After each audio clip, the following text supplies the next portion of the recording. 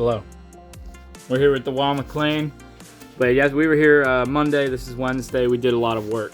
We put this ball valve in just to help that drain quicker so you can let the air in / the water out here and the air in over there because it was draining slow. So this is already drained. On a routine cleaning, you would drain it. As you see, we already did that. We replaced the fast fill right here. Don't mind the double union. They had this in, it didn't fit ours, so we threw the double on. And we soldered in this valve because there was no shutoff to drain this. And we put in a new relief valve. So anyone that knows anything knows that that was dripping and blowing off for the service call, and that's why we were here. So we did all that. We drained the expansion tank. We offered them one of those newfangled ones that break every 3 years, but they didn't want it. So we left that one and drained it. And yeah, now we're gonna clean it. We're gonna tear into this thing and see what we find. Probably some birds, some rocks, maybe a corpse. Let's go.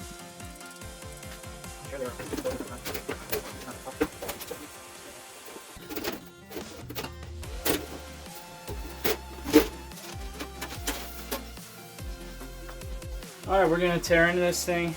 You're gonna wanna mask up. Stop the spread. There we go. Let's put you over here.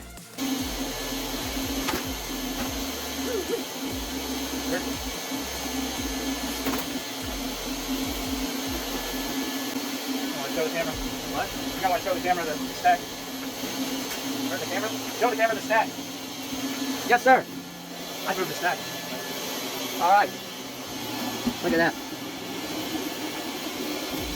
Whew. We've seen worse, but wow. That is nice.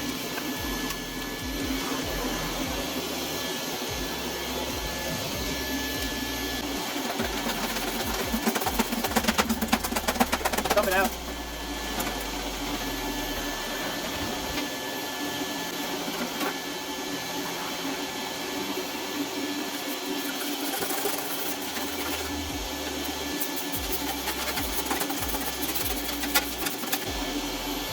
Okay.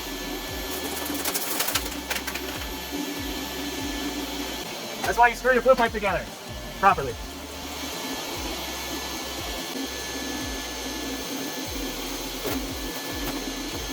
I can't put it this one.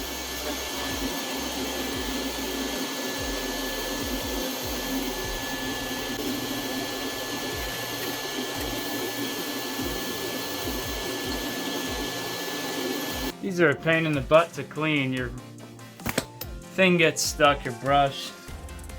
Anyway, I'm gonna have to get a skinnier brush and we'll be back. Not a fan of these. They're hard to clean, the actual chamber. But I hope you're enjoying I'm sure the retention rate has gone severely down since I started talking, but hopefully you're enjoying the video if you're still here. Get it straight up and down. It's curved, so it's getting stuck. Oh yeah, I can see the difference. I'm not seeing much move a little bit. It must be pushing it up the bottom.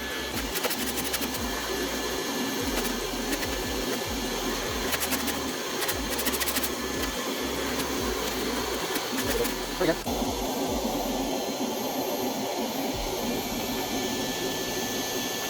So the soot got packed down really tight, so we're gonna have to get it from the bottom. So we're taking the burner off. You hopefully won't have to do this, but this is pretty dirty, so I'm taking it apart.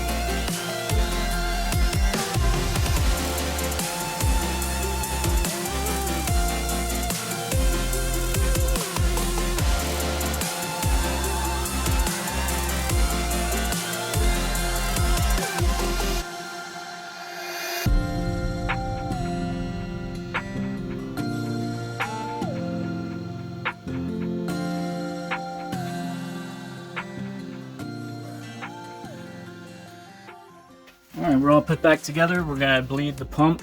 You're gonna turn your thermostat way up, or if you know what you're doing, you can jump TT on the primary.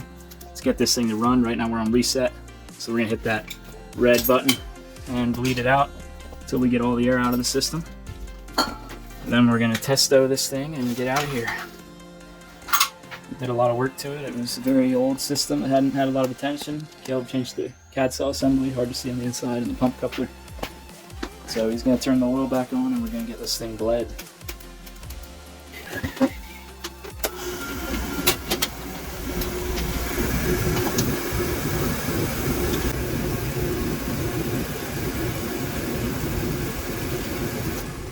So we'll hit it again, but we're getting pretty close. These reset boxes, primary controls are called, often you'll have to wait, they won't reset right away, back to back. But as we can see now, we're getting pretty solid oil, so we're very close to being done. Pretty solid oil there, so we'll shut it down and it should fire up. Close the bleeder, that is. You'll need a 3/8 wrench for the bleeder.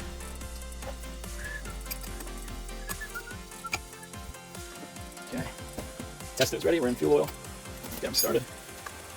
And once it runs for a second, we'll throw them in this hole. You see a hole in your flue pipe? That's why. It's for that guy to go in. You can tape over it if you like with high heat tape, or plug it with something, but as long as it's drafting correctly, that hole's not going to make a difference. Or it shouldn't make a big difference at least. Riley showed you this brake clean earlier. I did want to make a note. We'll probably add it earlier in the video, but this is very flammable. So if you're cleaning the burner, try to keep it out of the inside because the fumes will get inside, and when you start it, it could go boom. I've done it. So flames on. We're smoking a little bit. We're going to smoke for a while probably until we change the airband settings and get all that junk out. That flame in there is probably pretty wild right now. Pretty bad. So if you see smoke coming out of your flue pipe, you may want to contact a professional. But we're going to get this thing dialed in. And we brushed a lot of junk down to the bottom, which we took the burner off and cleaned it out. So it shouldn't be too bad, but it still is getting a lot of junk out of there that we upset. He's getting a little more air. We're not smoking anymore. A lot of heat coming out the front. Wow. They do have a chimney clean out there that we cleaned out, so we know that the chimney's clear. So it's going to have to heat up and make a draft, and we'll probably have to give it some more side air to draft correctly.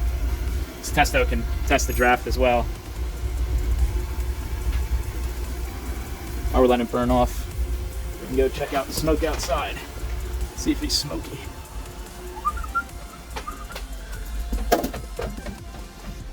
How's everything going? Good. We're just about finished.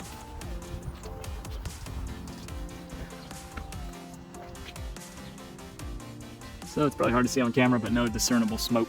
So we're getting close. Generally, you want to see these O2 between like 3 and 6, and we're at 8. But the PPMs are low, which is what we like to look at and make sure that it's not smoky.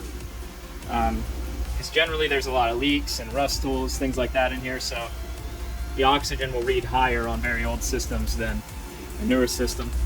Any pros in the comments, please weigh in on things like this.